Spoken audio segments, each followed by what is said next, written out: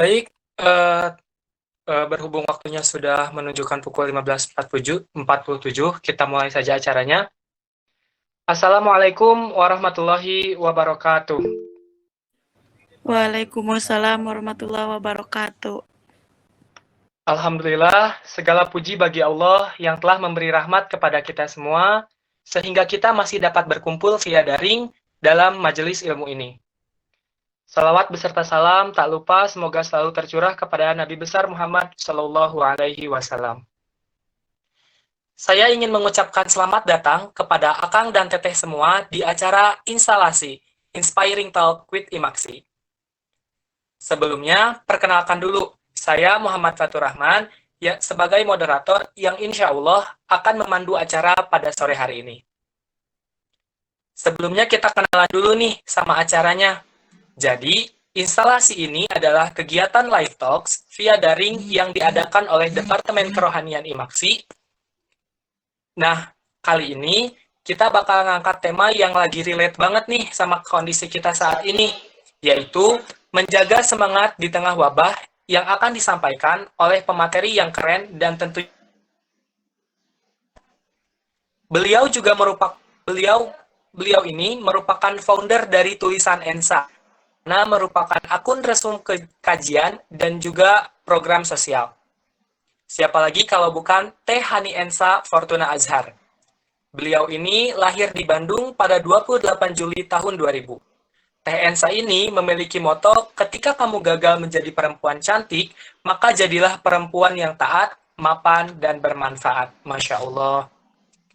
Teh Ensa ini sudah menempuh pendidikan di SMP 6 Bandung, yang lulus pada tahun 2014 dan Seman 9 Bandung dan lulus pada tahun 2017. Untuk kontak boleh menghubungi ke ensafortuna@gmail.com atau ke 0896 5581 0081. Apabila nanti Akang Teteh semua perlu untuk komunikasi ya dengan Teh Ensa ini. Atau boleh juga nih di-follow Instagramnya di @tulisanensa. Oke, cukup mungkin ya untuk perkenalan dengan pematerinya. Sebelum kita ke pematerian, boleh nih untuk Akang Teteh semua untuk nge-mute mikrofonnya agar tidak bertabrakan ya suaranya. Nanti untuk teknis bertanya, Akang Teteh bisa menyebutkan nama di kolom komentar dan saya akan mention nama teratas untuk memberikan pertanyaan yang akan dijawab oleh Teh Ensa langsung. Oke, mungkin kepada Teh Ensa dipersilahkan untuk menyampaikan materinya.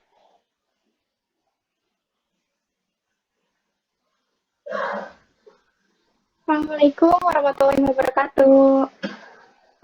Selamat sore semuanya. Warahmatullahi wabarakatuh. Selamat sore semuanya. Masya Allah, tabarakallah ya. Kali ini kita dipertemukan walau via online. Semoga tidak menurunkan semangat kita untuk menuntut ilmu. Nah, mohon izin untuk Akang Teteh semua. Izin saya untuk menyampaikan sedikit ilmu yang saya punya atau saya ketahui. Jangan lihat siapa yang menyampaikan, namun lihat apa yang disampaikan. Bismillah ya. Alhamdulillahirrahmanirrahim. Baik, kalau gitu kita langsung mulai aja ya. Akang Teteh boleh manggil Ensa aja, nggak apa-apa sih, soalnya kayaknya kita seumuran ya, berarti 19 tahunan ya, Insya Allah. Iya. Boleh di ini apanya, slide-nya ya, panitia. Oh iya, izin juga pada saat menyampaikan materi, saya matiin ininya ya, videonya supaya lebih fokus aja gitu.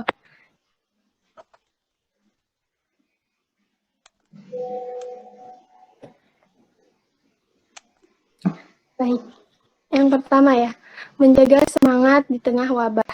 Nah, pasti kan di sekitaran kita ini atau bahkan kita sendiri mengalami moodnya hancur ya ketika tahu wabah ini. Kirain awalnya kan cuma sebentar, awalnya mengabaikan, awalnya apa sih gitu kan. Terus sekarang tiba-tiba selama ini dan entah sampai kapan wabah ini selesai.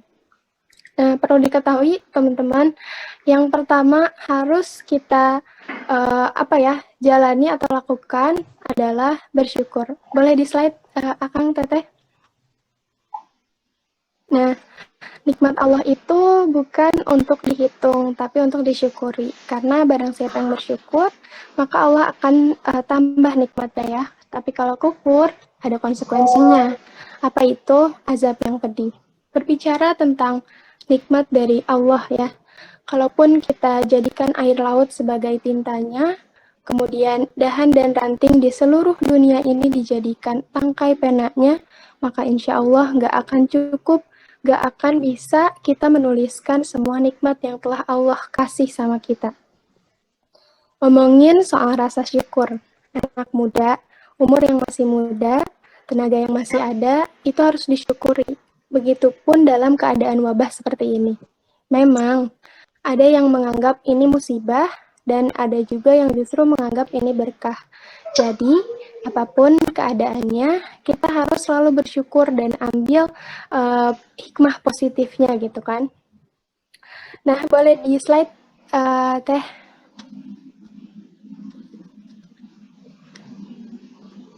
Dalam situasi seperti ini, berbagai kalangan, baik pemerintah, para ahli kesehatan, maupun para ulama menyerukan agar kita banyak berdiam diri di rumah. Seruan ini mari kita sikapi dengan positif. Berdiam diri di rumah bukan berarti membuat kita tidak produktif dan bersikap pasif. Justru ada banyak amal soleh yang bisa kita lakukan di rumah. Salah satunya kita bisa birrul walidain atau berbakti kepada orang tua dengan sebaik-baiknya. Jangan sampai juga membuat kita tuh merasa kalau tidak bisa melakukan apa-apa selama di rumah aja ini. Jangan sampai membuat kita kehilangan gairah untuk hidup dan semangat mengembangkan diri karena adanya faktor wabah ini. Boleh di slide Teteh? Itu next lagi aja. Sekali lagi. Nah, ini adalah faktor, udah yang tadi Teh yang faktor. Oke. Faktor yang membuat kita tidak semangat ya, tentunya lagi keadaan kayak gini, yang membuat kita tidak semangat adalah kita kan udah banyak diam diri di rumah, ditambah lagi kita tuh yang pertama kurangnya motivasi dalam diri. Kita terkadang tidak percaya dengan kemampuan sendiri, apakah kita tuh mampu melewatinya atau tidak. Bahkan suka insecure duluan gitu dan memandang diri sendiri itu belum positif. Nah, terus yang kedua adalah kita tuh betah di zona nyaman. Jadi dalam keadaan kayak gini kita tuh kadang ya udahlah pasrah aja gitu. Kita tuh nggak ada keinginan untuk kenapa kita nggak melakukan hal baru ya, atau kenapa kita tuh di sini aja ya. Jadi nggak ada keinginan itu. Jadi inginnya ya udah betah di zona nyaman itu aja. Ya udah mau gimana lagi? Sans aja lah gitu kan, gimana ntar weh, ya udah mengalir saja. Nah, ini justru yang kemudian membuat kita tuh nggak semangat. Dan yang ketiga adalah lingkungan yang terlihat baik padahal toksik. Kayak gimana tuh di saat nih ya, misalkan kita mau memulai sesuatu yang baru atau kegiatan yang positif. Ini yang membuat kita terus-menerus terhambat ya, misalnya kayak gini. Kita memulai baca buku atau nonton atau datang ke kajian. Nah, tapi ada teman yang malah ngajakin mabar atau nonton drakor. Nah, ini kan kelihatannya baik ya, tapi toksik gitu ya, jadi menunda kita untuk melakukan suatu kebaikan. Mungkin memang nggak semua, tapi sebagian berdasarkan pengalaman dari teman-teman saya, ya seperti ini gitu.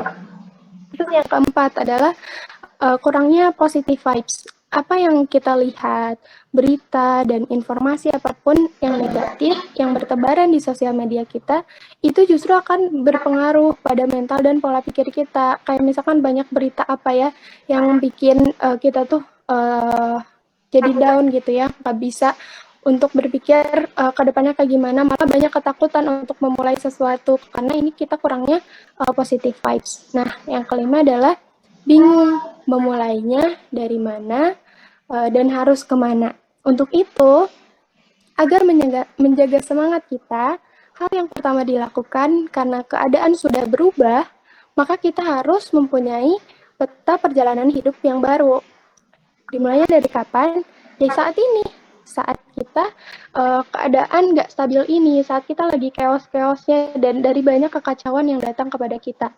Tentunya nggak mungkin dong kalau misalkan kita mengikuti peta perjalanan hidup yang sebelum wabah ini, karena kita tuh sedang berada di zona transisi. Apa tuh zona transisi? Zona transisi itu adalah keadaan di saat kita berada di masa sebelum COVID dan sesudah COVID. Nah, tapi kita tuh nggak bisa lama-lama di zona yang turun terus gitu. Nggak bisa berlama-lama di sini. Jangan betah di zona yang sedih-sedih yuk. Makanya slide tolong slide selanjutnya. Nah, yang pertama adalah mengambil keputusan.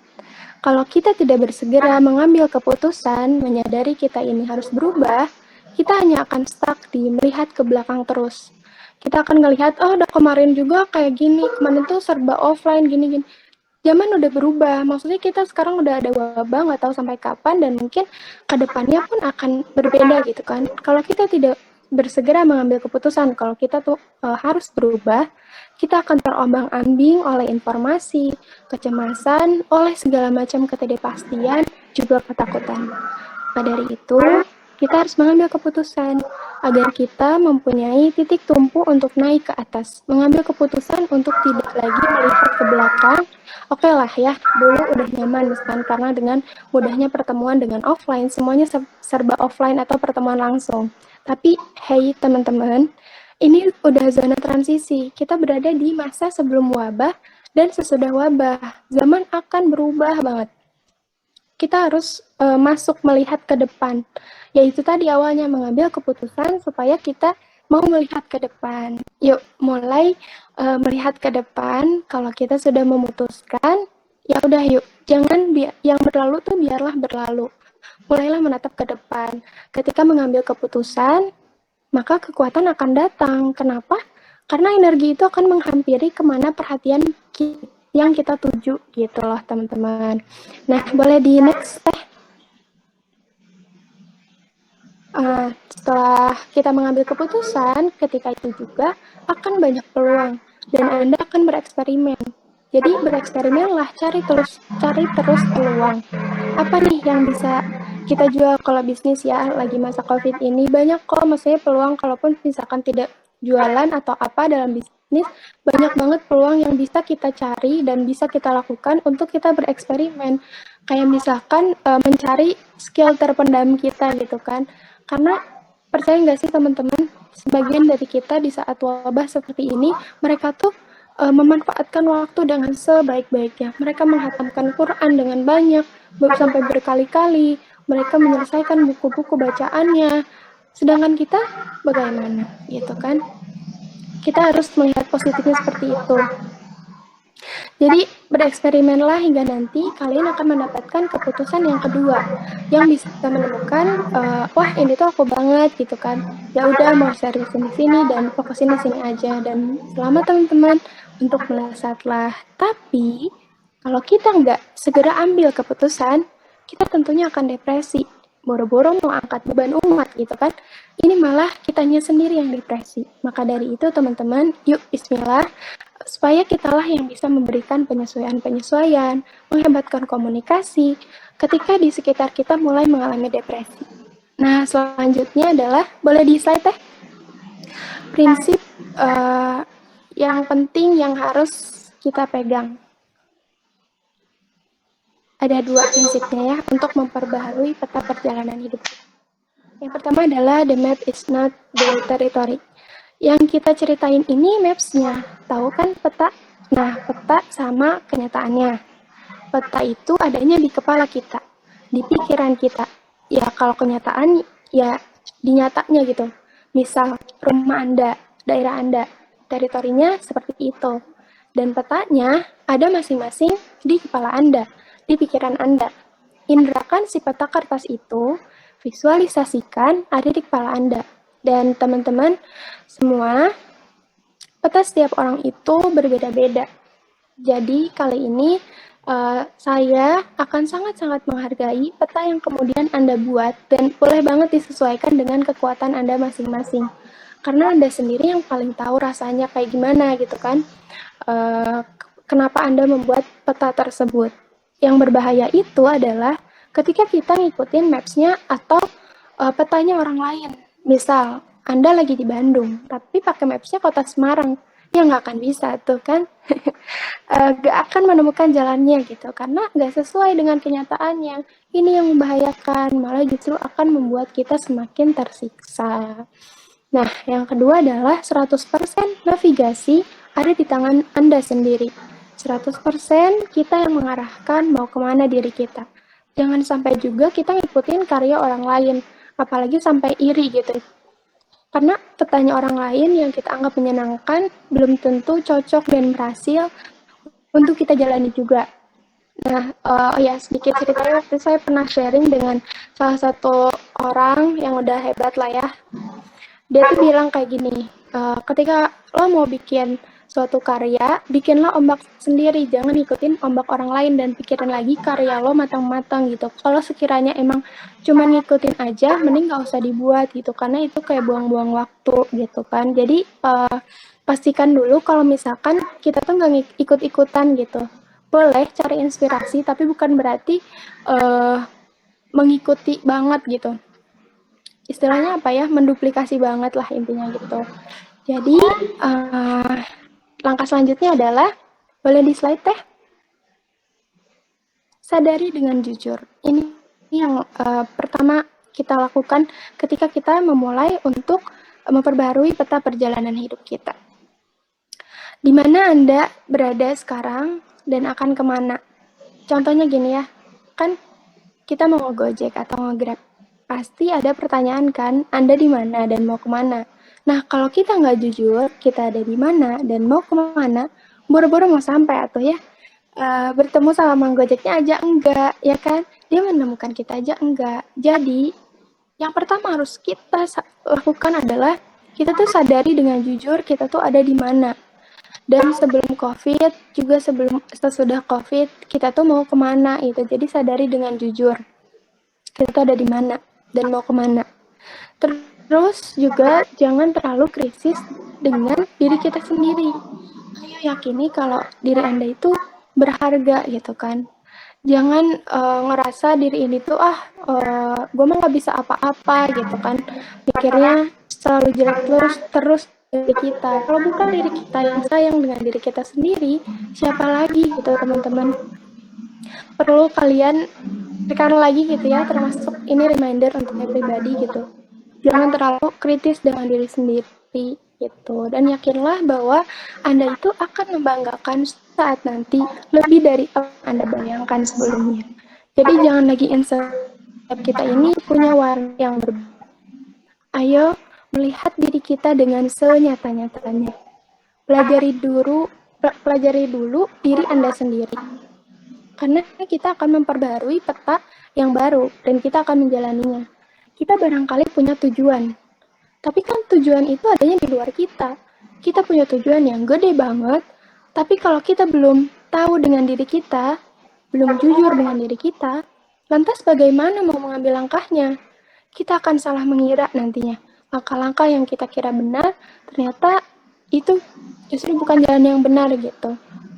Jika kita memang menganggap diri kita ini emang banyak yang salah, banyak salahnya gitu, gak apa-apa, ayo perbaiki. Nah, seperti ini ya, kenapa saya bisa meyakini bilang suatu saat tuh kita akan membanggakan nantinya gitu ya, lebih dari apa yang kita bayangkan sebelumnya, karena saya pernah merasakan sendiri, walaupun saya belum wah gimana gitu ya, tapi setidaknya dari situ saya mengambil pelajarannya gitu kan, bahwa setiap kita itu memiliki jalannya masing-masing.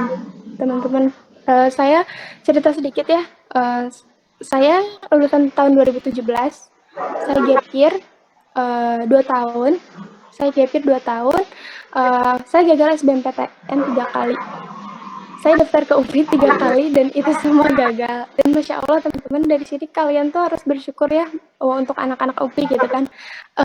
Begitu banyak orang yang ingin berada di posisi kalian sedangkan mereka tuh nggak bisa gitu. Belum rezekinya, bukan jalannya yang Allah kasih itu gitu. Jadi makanya dari situ kita tuh harus bersyukur gitu dengan apa yang kemudian sekarang kita punya gitu. Manfaatkan fasilitas yang udah Allah kasih gitu kan. Jangan sampai fasilitas yang udah Allah kasih ini malah kita pakai untuk perbuatan maksiat gitu kan. Makanya dari itu ya teman-teman, setiap kita tuh punya jalannya masing-masing gitu. Oke, boleh digeser lagi yang kelima. Bentar. Oh, yang kelima, oke. Nah, semakin cepat kita menggeser zona nyaman kita,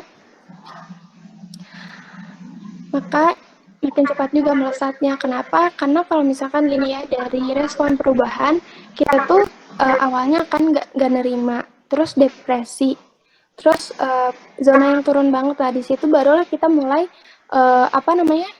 berpikir untuk berubah. Nah, kita jangan tunggu untuk kita depresi dulu baru kita berubah. Kita berubah dari sekarang menyadari kalau kita tuh harus berubah gitu kan. Jangan suka lama-lama lah di zona yang sedih ya. Kita harus menerima keadaan. Oke, omset kita turun, terima. Kita harus di rumah, terima. Banyak tugas kan anak kuliahan. Saya belum merasakan ya, tapi teman-teman saya mengeluhkan itu. Banyak tugas kuliah, ya udah kita terima aja gitu kan. Semakin kita cepat menggeser zona nyaman kita, makin cepat juga melesatnya. Karena ketika kita keluar dari zona nyaman, kita akan masuk ke zona belajar. Orang-orang yang siap ke zona belajar akan masuk ke fase misterius. Kalau kita nggak dekat dengan Allah, akan ketakutan, takut gak kuat, gak ditemani Allah, maka kita akan bablas dan ambiar gitu ya. Makanya di saat kayak gini tuh harus makin dekat sama Allah gitu, minta petunjuk ya kayak gimana supaya dikuatkan gitu kan. Orang yang takut tapi tetap melakukan, itu dia namanya belajar. Nah, kalau kita nggak keluar dari zona nyaman, akan langsung masuk ke zona panik atau panic zone. Dan dia akan depresi, kemudian menyalahkan Allah dan keadaan. Padahal sebelumnya kan sudah Allah ingatkan gitu ya. Kesadaran bahwa dia tuh harus menggeser zona nyamannya. Oke, boleh di next teh. Nah, yang keenam adalah gali potensi. Gali potensimu keluarlah dari zona nyaman. Agar setelah selesai wabah ini, kita menjadi pribadi yang lebih baik. Bayangkan ya, sebagian dari kita selama wabah ini, yang tadi saya bilang kan, ada yang banyak menghatamkan Al-Quran hingga berkali-kali, menyelesaikan bacaan bukunya, menyelesaikan bukunya gitu ya, dia langsung terbit buku, ada yang jadi pintar masak, dan macam memiliki penghasilan sendiri yang banyak ketika wabah ini. Makanya itu tadi kenapa ada yang mengatakan wabah ini berkah gitu ya buat dia. Kenapa orang lain nggak bisa? Kenapa orang lain bisa? Kenapa kita nggak bisa gitu kan? Maka dari situ, ayo terus carilah gitu kan. Supaya kita di wabah ini tuh menemukan bakat terpendamnya gitu. Nah, terus kayaknya bagaimana dengan kita gitu? Sudah sejauh mana kita memanfaatkan kesempatan dan waktu yang ada selama wabah ini, selama ada di rumah ini. Karena gini loh teman-teman ya, terkadang kreativitas itu bisa muncul ketika kita berada dalam masa krisis gitu kan. Kalau saya pun mungkin ya, kalaupun saya nggak gap year, saya tidak terpuruk pada saat itu, mungkin saya tidak akan mencoba untuk mengeksplor ikut semua komunitas, ikut berbagai pelatihan gitu ya, untuk yang kemudian saya asah, oh ini potensi saya gitu kan. Seperti itu. Boleh di next teh.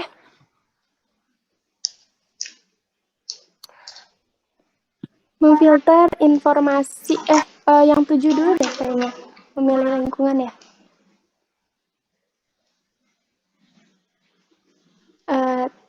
Teh, boleh di slide-nya nomor 7 dulu.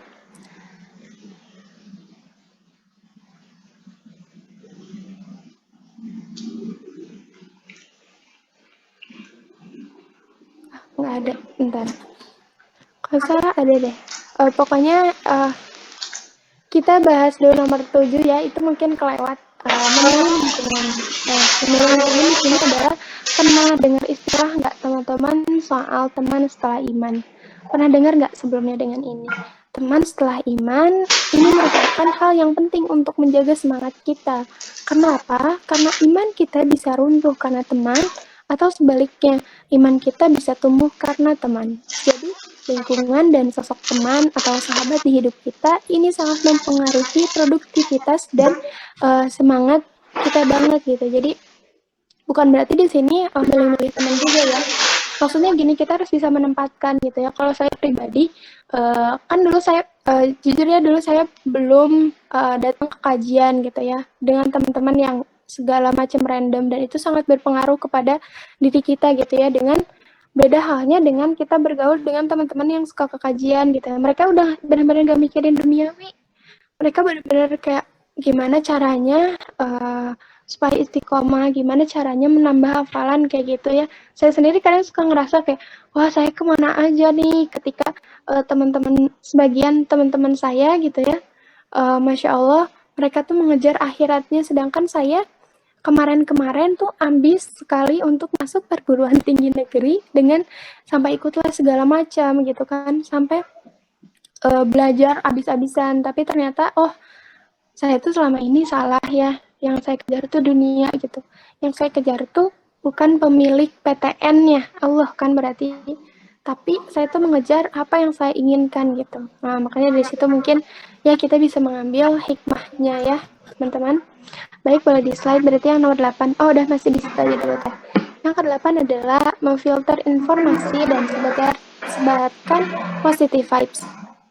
Dalam keadaan seperti ini, banyak sekali ya tentunya gelombang negatif, berita miring, hoax, bertebaran di mana-mana gitu kan.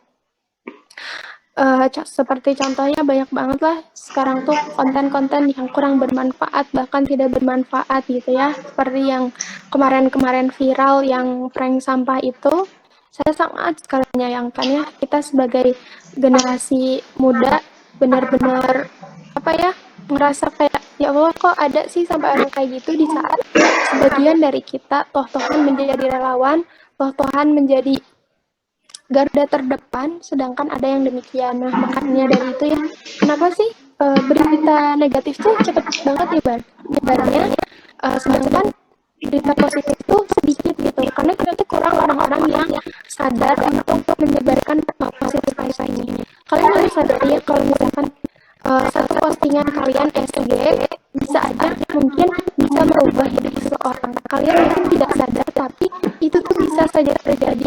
Misalkan ini ya teman-teman, ada beliau ya, maksudnya semua atas karunia Allah gitu ya. Banyak yang masuk ke tulisan yang mereka tuh bilang kayak gini, pokoknya mau terima kasih kiranya mereka terbuka atas lihat postingan-postingan resume kajian yang kemudian saya dan buat gitu ya. Di situ kan saya bikin hal yang kecil menurut kita ini ternyata bisa Masya Allah orang-orang ini ada untuk menyebarkan positif vibes gitu. Jangan sampai kita tuh berhenti ikut menyebarkan positif vibes gitu ya, karena dalam satu hari ada 2 juta informasi di orang-orang, sedangkan 60.000-nya tertangkap oleh otak kita setiap hari. Dan itu kan sayang banget jika pikiran dan gerakan kita tuh bisa terkotori oleh negatif vibes ini ya.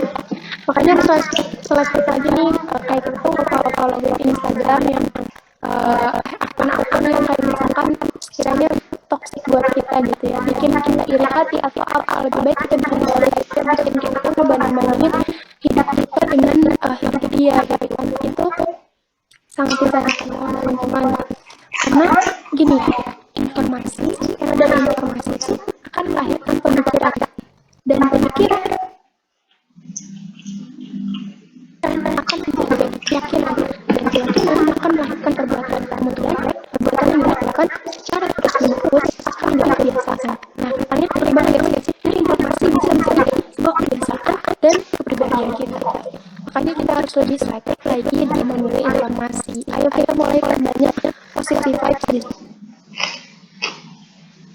sosial media kita, karena dengan berbagi kebaikan itu akan menyehatkan kiri dan kanan kita gitu. Dan sekarang teman-teman, positive vibes itu sangat menular gitu ya, ketika orang berkonsumsi kebaikan itu tuh akan pada dan itu ya kejadian konsumsi kebaikan seperti itu. Terus yang selanjutnya balance, ikuti kompas terbaik, hati-hati jiwa yang tenang yang dekat pada Allah. Baik Allah ingin mengembalikan kita untuk mensucikan diri kembali seperti bumi. Selama kurang lebih 2 bulan ya kita semi lockdown atau PSBB, lihat bumi disucikan kembali oleh Allah. Kalau bumi disucikan kembali, bagaimana dengan kita? Apakah kita disucikan diri kembali selama wabah ini? Jawabannya tentu ada di diri kita masing-masing ya. Kemudian pedoman kita itu Al-Quran, tidak pernah ada keraguan di dalamnya. Pedoman selanjutnya adalah respon Rasulullah di mana dapetinnya yaitu mengikuti sunnah-sunnahnya. Kompas inilah yang akan memudahkan kita untuk mencapai tujuan kita, yaitu teman-teman. Dan yang terakhir mungkin muda pengemudi harus sadar peranannya bagaimana tanggung jawabnya. Usia produktif ini harus dimanfaatkan. Kuantitas yang bertumbuh ini harus diikuti dengan pertumbuhan kualitas.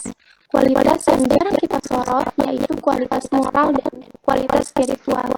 Kualitas yang harus diikuti kuantitas yang sesuai dengan kaidah-kaidah dalam Al-Quran. Nah, gitu teman-teman. Jadi kayak kita tuh mungkin ya sama ya, saya pun belajar untuk saya dan kita semua belajar ya. Kadang kita tuh terlalu mengejar kekuatan intelektual, tapi kita tidak mengejar kekuatan spiritualnya kita sebagai bunda teman. Itu sih yang saya tangkap ya. Saya dulu pernah SMA, saya pernah mengalami masa di sebelum hijrah ya teman-teman. Nah, dari itu emang perubahannya tuh semuanya juga perlu proses. Saya bisa berbicara seperti ini pun karena saya mengalami proses-proses itu. Dan saya yakin kalau saya bisa, kenapa kalian nggak bisa juga kalau misalkan bukan Allah yang nolong gitu. Jadi semuanya balik lagi kita harus minta sama Allah ya, ikutin apa yang Allah inginkan dari kita gitu. Dan ya qadarullah teman-teman, kita tinggal beberapa hari lagi berada di bulan Ramadan. Sedih nggak sih? Bulan yang kita tunggu-tunggu sebelumnya, sekarang kita harus berpisah lagi teman-teman. Dan orang-orang soleh di zaman dulu, mereka tuh sedih banget ketika akan berpisah dengan bulan Ramadan gitu ya. Maka dari itu kita masih ada waktunya, berarti beberapa hari lagi. Ayo kita kencengin lagi ibadahnya gitu ya, supaya mudah-mudahan amal ibadah kita selama ini diterima oleh Allah Subhanahu wa Ta'ala. Kemudian dimudahkan ya segala urusannya, dan kita berdoa juga supaya bumi kita ini cepat pulih, supaya kita bisa kemudian berinteraksi atau beraktivitas seperti biasa, seperti itu teman-teman. Mungkin itu yang bisa saya sampaikan. Mohon maaf ya apabila ada kesalahan atau kata-kata yang kurang berkenan. Saya soalnya rada awkward ya. Saya rada apa namanya? Udah deg-degan gitu ya tadi. Soalnya ini saya sharing itu bareng angkatan kuliahan gitu, sedangkan saya belum kuliahan. Jadi ada gimana gitu ya. Jadi mohon maaf kalau misalkan ada pertipuan kata. Baik, saya serahkan kembali ke moderator. Baik, terima kasih kepada Teh Hensa yang telah menyampaikan materinya, Masya Allah. Semoga dapat bermanfaat untuk kita semua. Sebelum ke sesi pertanyaan, izinkan saya membacakan kesimpulan dari materi yang sudah disampaikan oleh Teh Hensa tadi. Berdiam diri di rumah bukan berarti kita tidak bisa produktif dan pasif. Banyak amal soleh yang bisa kita lakukan di rumah. Tips biar semangat untuk tetap berdakwah itu seperti apa? Kita harus berubah dengan membuat peta perjalanan hidup. Nah, dalam membuat peta perjalanan hidup ini, ada satu tips yang sudah disampaikan tadi. Yang pertama, kita harus berani mengambil keputusan untuk berubah. Yang kedua, kita harus mau bereksperimen untuk mencari peluang di masa COVID ini. Yang ketiga, kita harus memegang prinsip the map is not the territory, dan 100% navigasi ada di tangan kita sendiri. Yang keempat, sadari dengan jujur, kita ada di mana dan akan kemana. Jangan terlalu kritis pada diri sendiri dan harus merasa diri ini berharga. Yang kelima, geser zona nyaman menuju ke zona belajar. Yang keenam, gali potensi setelah keluar dari zona nyaman. Yang ketujuh, kita harus bisa memilih lingkungan yang positif biar kitanya ke bawah positif juga. Yang kedelapan, filter informasi dan tetap sebarkan positive vibes.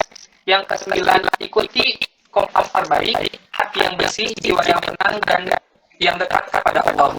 Yang terakhir yaitu pemuda dan pemudi harus sadar akan peran dan tanggung jawabnya.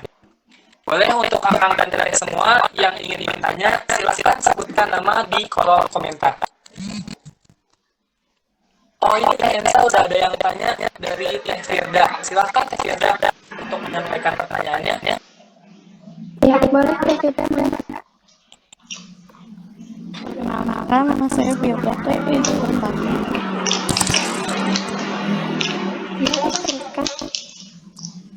Bagaimana sih cara kita buat mengenal diri sendiri gitu?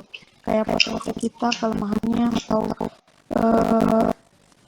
pokoknya kelemahan kita, terus potensi kita, nah terutama tuh potensi kita gitu. Gimana sih caranya supaya kita tuh bisa menghasilkan suatu karya? Terima kasih. sama-sama. Ya, oke. Terima kasih untuk Mbak Firda sama juga ya tentang pertanyaannya. Gimana sih kita tuh tahu potensi kita ada di mana? Nah, kita cari. Yang pertama adalah emang sih kita tuh nggak bisa nyari dengan diri sendiri terus. Kita tuh bisa nanya juga loh sama orang lain yang emang dia tuh dekat dengan kita gitu, sehingga kita tuh tahu gitu kita tuh potensinya di mana nih, sehingga kita bisa mengembangkan bisa mengembangkan potensi kita, atau enggak kita explore aja dulu seperti tadi geser zona nyaman kita eksperimen dulu apa nih yang sekiranya kita tuh senang misalkan ya, kita tuh senang dengan menggambar atau melihat wajah gitu ya, muka gitu. Coba kita cari dengan pelatihan atau apa, nanti di situ juga bakalan ketahuan ini tuh aku banget nih, berarti aku tuh potensinya di sini, berarti aku harus mengembangkan ini di sini ya, sehingga dari situ teteh akan mengembangkan potensi yang teteh punya untuk menjadi sebuah karya gitu. Dan yang perlu dihindari sih adalah kita tuh harus cinta dulu sama diri kita sendiri. Kan urutan mencintai itu ada empat ya, urutan mencintai diri kita tuh ada empat. Yang pertama tuh kan mencintai Allah, yang kedua Rasulullah, yang ketiga kita, kenapa kita, yang keempat baru partner. Kenapa kita dulu sebelum orang tua? Karena bagaimana kita bisa mencintai orang lain atau memuliakan orang tua kita kalau kita sendiri nggak sayang sama diri kita? Gimana kita mau memuliakan orang lain atau memberikan energi positif kepada orang lain kalau kita sendiri pada diri kita belum bisa ngasih penilaian yang positif gitu. Dan itu kita harus selesai dulu dengan diri kita, berpikir kalau misalnya kita ini positif gitu ya, kita bisa gitu ya, dan optimis itu sih yang maaf ya kalau misalkan tidak begitu efektif di waktunya, mungkin itu yang bisa saya sampaikan.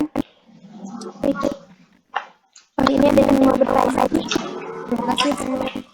Sama-sama.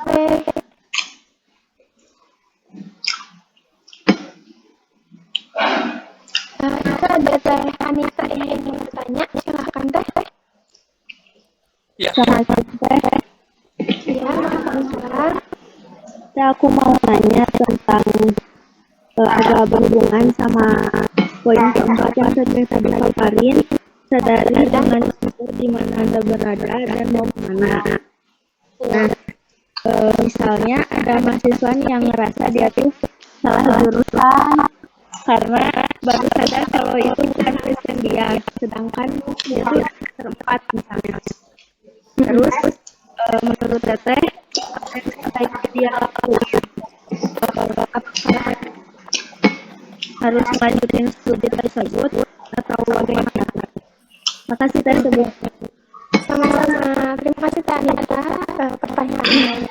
Nah, karena saya sendiri belum pernah merasakan gimana salah jurusan ya, mungkin bisa dikembalikan lagi dengan kita pikirin lagi ya. Yang pertama adalah istikharah ya, dan istikharah dan tanya self talk sama diri kita sendiri, self talk sama diri kita sendiri sebenarnya ini tuh gimana sih, apakah aku masih sanggup atau enggak, atau emang ini bisa aja was-wasan atau maksudnya kayak gini ya, kita sudah sejauh ini sampai semester 4 terus baru nyadar ini tuh bisa aja juga was-wasan supaya kita tuh nggak mau tetap kemajuan, ini bisa jadi juga lagi kan setiap keputusan teteh sendiri yang tahu, karena 100% navigasi ada di tangan teteh sendiri. Nah, itu perlu kita pun gitu ya, supaya dicondongkan kemana nih sebenarnya, apakah ini tuh jalan yang terbaik atau gimana, supaya kita tuh nggak salah langkah. Nah, dan yang selanjutnya adalah hanya ke orang tua juga, karena kan maksudnya sayang juga ya ke orang tua yang membiayai kita untuk kemudian kuliah gitu kan. Dan tadi itu ya kuliahnya, nah, maksudnya pikir lagi gitu ya, untuk masuk ke sini itu susah. Seperti tadi yang saya bilang, banyak loh di sekitaran kita ingin yang menjadi kita di posisi kita seperti ini, tapi kita sendiri tuh gak bersyukur dengan posisi kita yang sekarang. Nah, itu harus lebih dipikirkan lagi gitu kan.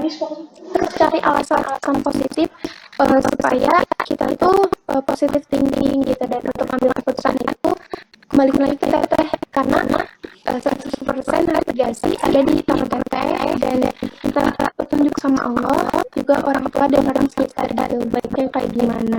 Seperti itu mungkin teh yang bisa saya jawab, semoga bisa bermanfaat. Terima kasih Teh. Ya, sama-sama. Terima kasih Teh Anita atas pertanyaannya. Oh, ini ada lagi Teh Fitri Pak. Oh iya, boleh silakan. Teh Fitri untuk mengajukan pertanyaannya. Ya, Assalamualaikum warahmatullahi wabarakatuh. Waalaikumsalam warahmatullahi wabarakatuh. Saya kan ada yang bilang hijrah itu mudah, tapi yang sulit itu istiqomahnya.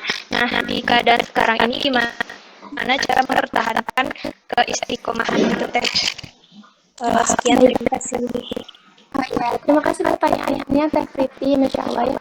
Memang hijrah itu mudah, kita bisa gampang banget ya kalau misalkan ini mah, tapi kan maksudnya nggak semudah itu emang istiqomah itu. Makanya itu tadi, supaya kita kuat di jalan hijrahnya, istiqomahnya, maka kita butuh teman-teman yang emang bisa menguatkan kita. Itu tadi, teman setelah iman, itu yang akan kemudian menguatkan iman kita gitu ya, karena kita kan saling mengingatkan di situ. Dan kan kalau sekarang padannya kan lagi di rumah aja ya, pasti ada pikiran kayak malas dengan sini atau apa.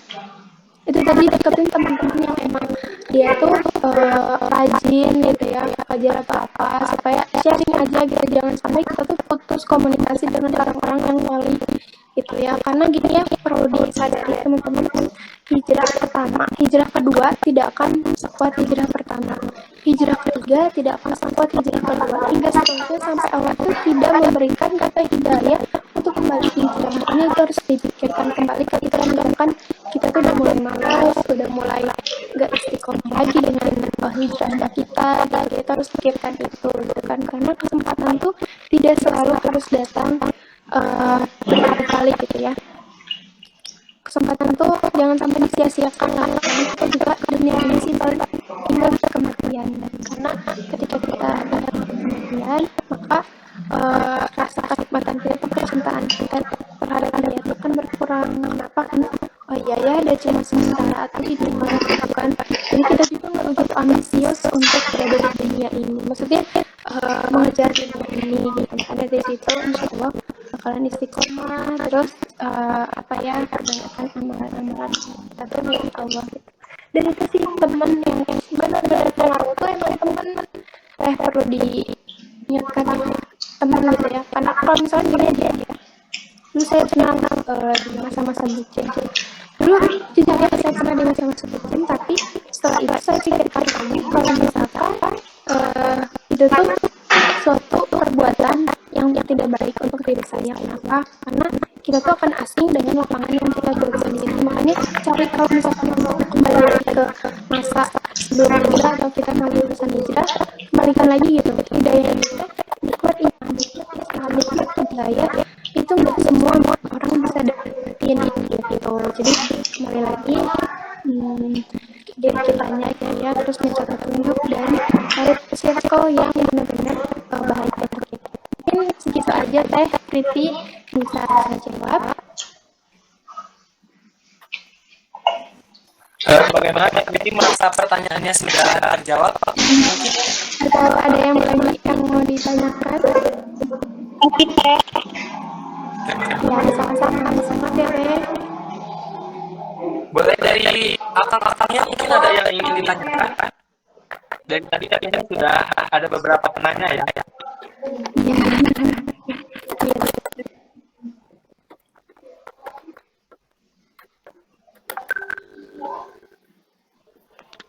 Oh iya, mungkin ada tambahannya kan sekali lagi. Dan kita pun jangan merasa kalau misalkan di lingkungan kita itu nggak akan ada orang-orang yang julid, nggak akan ada orang-orang yang jahat. Karena dimanapun gitu, di lingkungan baik pun tidak semuanya baik gitu. Itu jangan sampai gitu ya. Itu yang bisa menggagalkan hijrah kita dengan kayak mikir kayak misalkan mending di kajian juga ada yang kayak gini. Jangan sampai seperti itu karena yang namanya manusia dimanapun mau lingkungan sebaik apapun tidak semuanya juga baik gitu. Jadi ya kita harus pintar-pintar aja lah menyimpulkan dan mencari yang cantik dan berhusnuzon untuk saudara-saudara kita gitu. Ada lagi mungkin yang mau bertanya?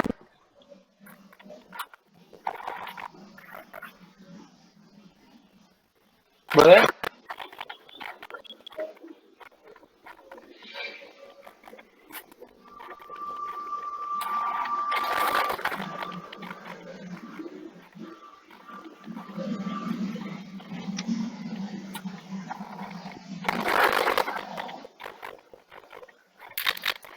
Sepertinya tidak ada yang ingin bertanya mungkin ya Teh ya. Oh iya.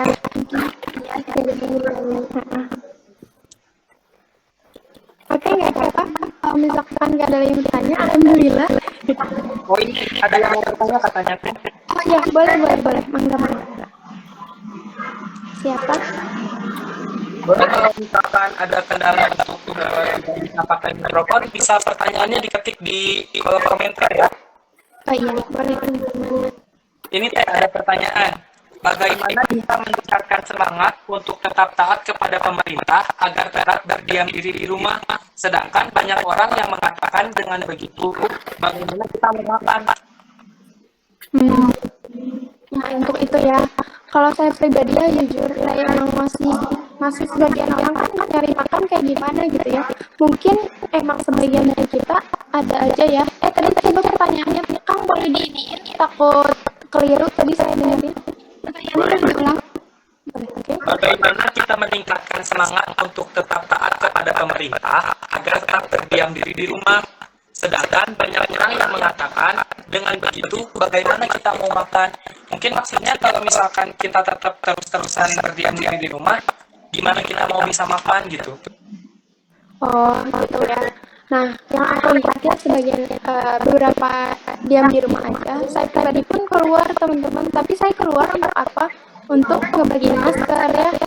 Yakin bisa dibantu untuk relawan lah ya. Tapi emang keadaan itu ya pemerintah pun kan tidak menanggung semua kebutuhan masyarakat ya ketika memutuskan untuk PSBB tidak memberikan gitu ya. Bahkan tidak semua merata diberikan bantuan sembako kayak gitu. Makanya sampai ada relawan-relawan yang turun untuk itu gitu ya. Ketika saya melihat keadaannya di jalan langsung mereka kayak gimana, ya memang kita tidak bisa melarang mereka gitu ya. Dan kita pun yang selama kita masih bisa di rumah, kita harus tetap di rumah aja, ikuti peraturan pemerintah gitu ya. Siapa tahu ini adalah bentuk ikhtiar kita gitu ya. Karena kalau misalkan kita sarwana gitu ya, kita nggak ada kepentingan apa-apa atau tidak terlalu penting, tapi kita keluar, justru itu yang akan membahayakan kita sendiri juga kan. Nah, kecuali kalau misalkan urgent banget gitu ya, ya udah itu ya bisa lah mungkin untuk keluar gitu ya. Karena bener ya sedih banget loh Kang, waktu saya terjun ke jalan-jalan di sekitaran Bandung, banyak banget ibu-ibu bapak-bapak yang menyayangkan gitu ya, kayak sedih banget nih sekarang penghasilan segini terus saya mau nyari uang kayak gimana, bahkan ada yang ngejual apa gitu kan. Maka dari itu ayolah kalau misalkan kita pengen wabah ini cepat selesai, ayo kita minimal kitanya taati dulu pemerintah ya. Kalau misalkan emang perkiranya nggak penting-penting banget keluar, diam aja dulu di rumah, coba sabar dulu gitu ya. Dan kita dicari aja hal yang gimana sih kita bisa bermanfaat buat orang lain walaupun di rumah aja gitu kali aku katanya nanya kayak gitu aja. Mungkin kalau diharuskan keluar harus tetap mengikuti protokol kesehatan ya Teh ya. Nah, iya Kita itu kan jaga pakai masker. physical distancing mungkin ya. Iya gitu, kayak gitu ya kita bisa menyesuaikan aja lah ya.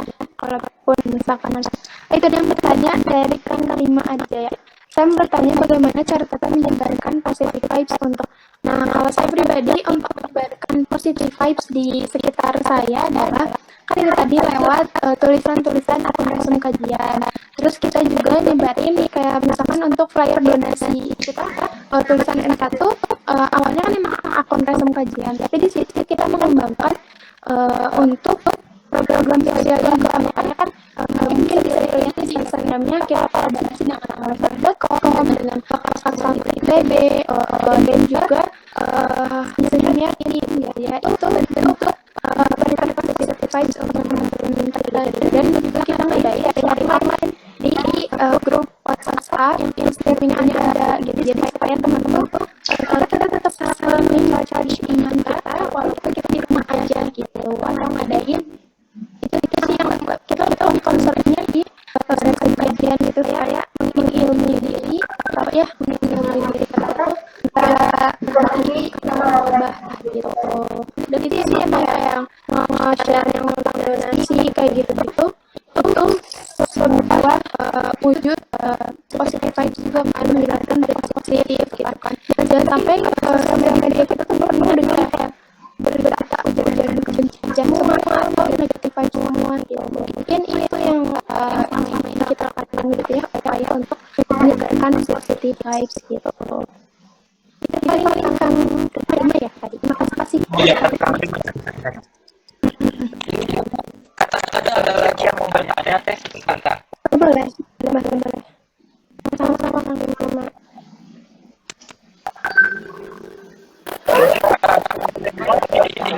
Kalau dari masalah kita pertanyaannya di komentar ya.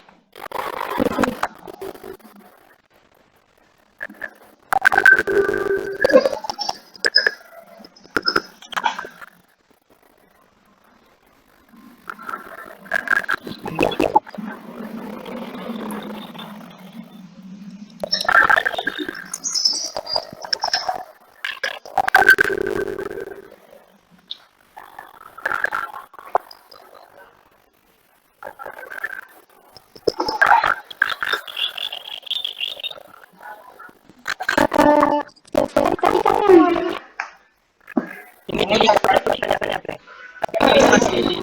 Ini masih ngasih mungkin ya. Iya ya.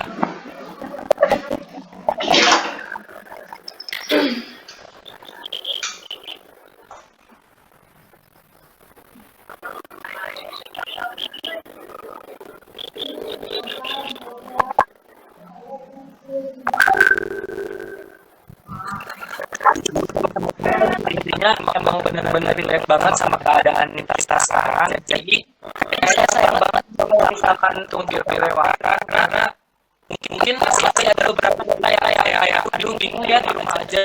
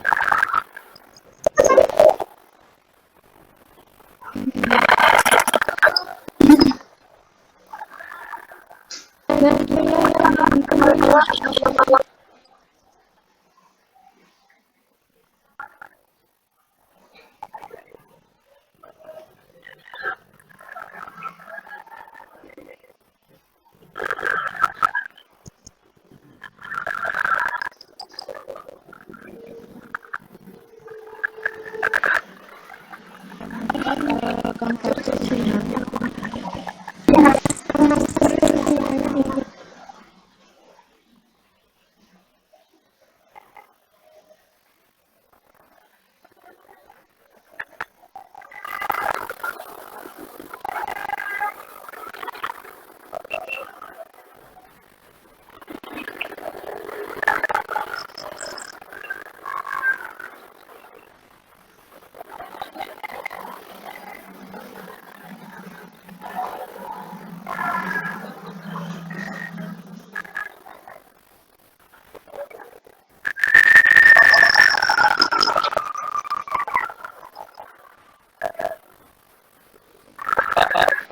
tadi tadi kali ya.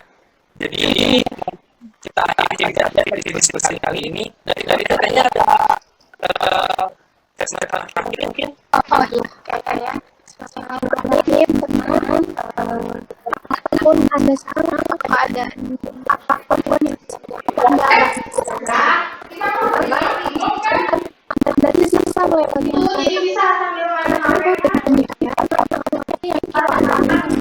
akan sendiri nggak bisa gitu dan terus berdiskusi ini terus dari rugi tapi dari pada ada Allah dan orang lain karena kalaupun misalnya sudah selesai insya Allah akan mendapatkan pahala dari kesabaran karena kita berusaha ya supaya ya teman semangat dan jangan sia-siakan yang berpartisipasi sekarang dan kasus kita masih kuliah ya sekarang buat kamu atau TM jadi jangan sia-siakan kesempatan itu karena percayalah banyak orang di luar sana jadi mungkin dikasih resepsi sekarang ya jadi tetap bersyukur dan jangan sia-siakan karena ini permasalahan datangnya di akhir dan berdoa juga ya insya Allah tahun ini saya mau kuliah dan ada permasalahan seperti setelah ibadah ya diberi titik komahan bermanfaat untuk lewat skill yang kita punya ini ada yang bisa saya sharingkan jangan berekspektasi tinggi setiap harinya harus sama belajar baik Allah untuk baik saja intuisi dan hal-hal terus dan jangan teman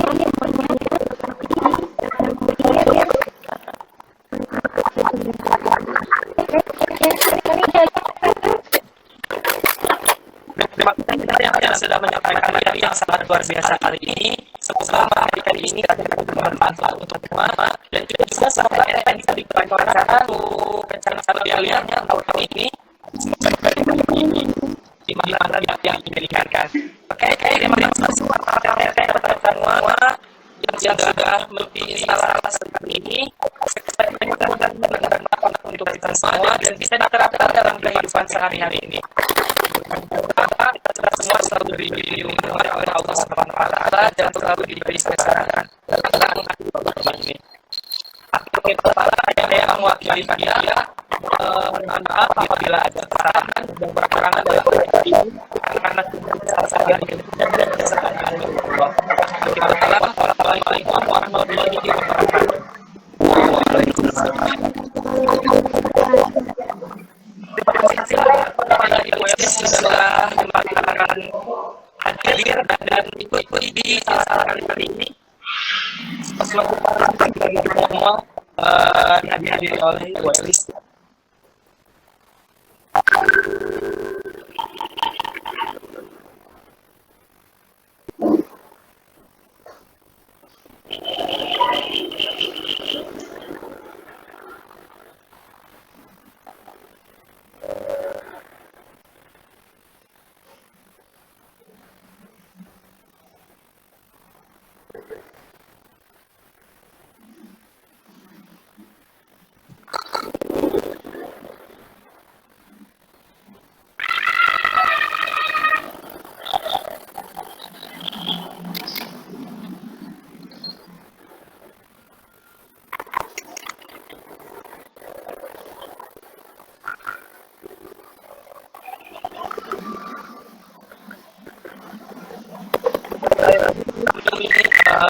Sampaikan terima kasih tidaknya kepada Ibu Elis yang sudah menyampaikan mengikuti kali ini.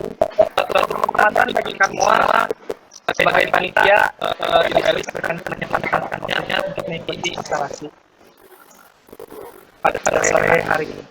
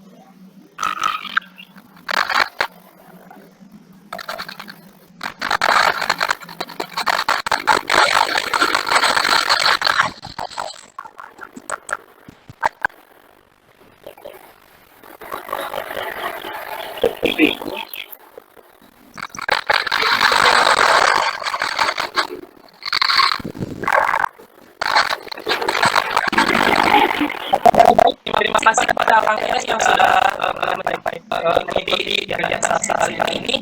Kita untuk dari Google Meet ini.